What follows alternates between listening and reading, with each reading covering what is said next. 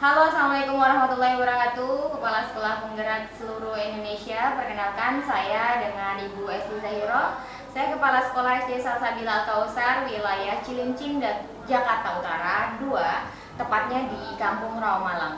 Nah, pada kali ini saya ingin menyampaikan bagaimana kerja kepala sekolah, artinya peran kepala sekolah dalam mendorong pembelajaran berdiferensiasi di sekolah. Pembelajaran berdiferensiasi ini agak sulit sepertinya pelafalan ini. Saya ulang kembali.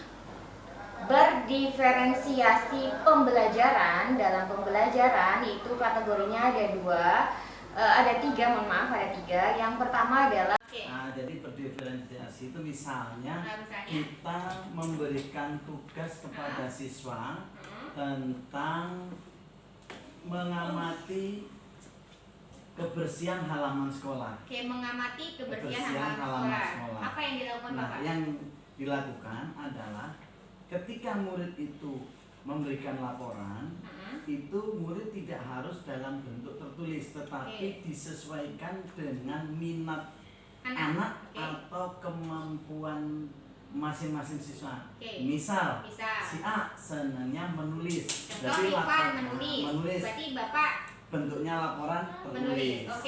Selanjutnya si B senangnya menggambar, jadi dia bisa memberikan laporan tapi dalam bentuk gambar. Selanjutnya Si C mungkin menggunakan teknologi yang lebih bagus lagi, menggunakan TikTok. Dia bisa memberikan laporan dalam bentuk video TikTok yang high class dan sebagainya. Jadi sederhananya seperti itu. Tepuk tangan buat Pak Ari. Itu adalah pembelajaran. Sekali adalah kepala sekolah secara kontinu melakukan diskusi-diskusi kepada seluruh dewan guru terkait bagaimana pembelajaran di kelas dan bagaimana pelaksanaan pembelajaran berdiferensiasi ini ditetapkan atau dilaksanakan di dalam kelas. Kendala-kendalanya apa aja, dan diskusi itu terus dilaksanakan dan dilakukan secara kontinu oleh kepala sekolah.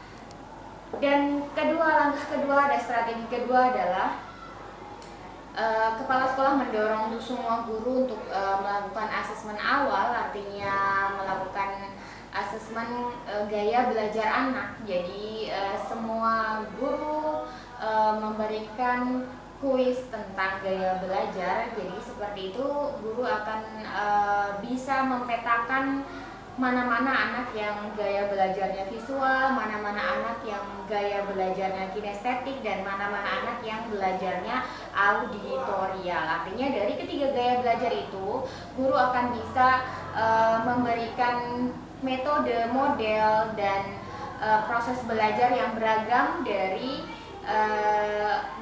semua siswa sesuai dengan satu minat anak itu sendiri, artinya sesuai dengan kebutuhan siswa. Apa langkah yang ketiga? Langkah yang ketiga yang diambil oleh sekolah adalah secara bertahap ya, karena dalam proses pembelajaran pastinya kita tidak langsung maksimal, artinya secara bertahap. Jadi secara bertahap kepala sekolah mendorong untuk pemenuhan kebutuhan sarana prasarana yang berkaitan dengan pembelajaran di kelas, terkait sarana prasarana terkait media, terkait juga bahan ajar yang digunakan di sekolah. Artinya langkah ketiga ini juga berkaitan dengan support dana yang ada untuk memaksimalkan penggunaan dana untuk kemajuan belajar di sekolah.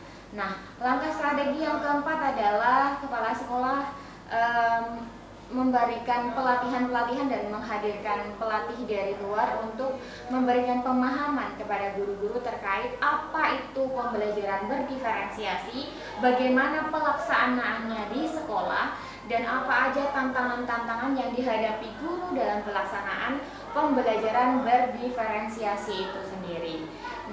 Beberapa banyak langkah sebenarnya yang kepala sekolah akan ambil, tapi setidaknya strategi yang sudah sekolah ambil sudah ada 3 langkah.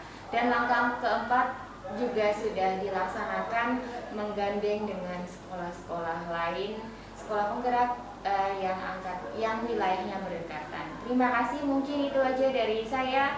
Kepala Sekolah SD Salsabila Al-Kausar tentang praktik baik di sekolah kami. Mudah-mudahan juga seluruh pendidik dan seluruh kepala sekolah di Indonesia akan turut serta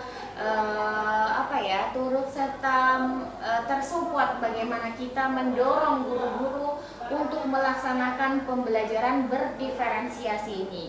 Ini hal baru, meskipun pastinya guru sebenarnya sudah beragam dalam pembelajaran, tapi tetap sebagai kepala sekolah kita harus terus mengevaluasi, terus memonitoring bagaimana pelaksanaan yang ada di kelas dan bagaimana pelaksanaan sehari-harinya.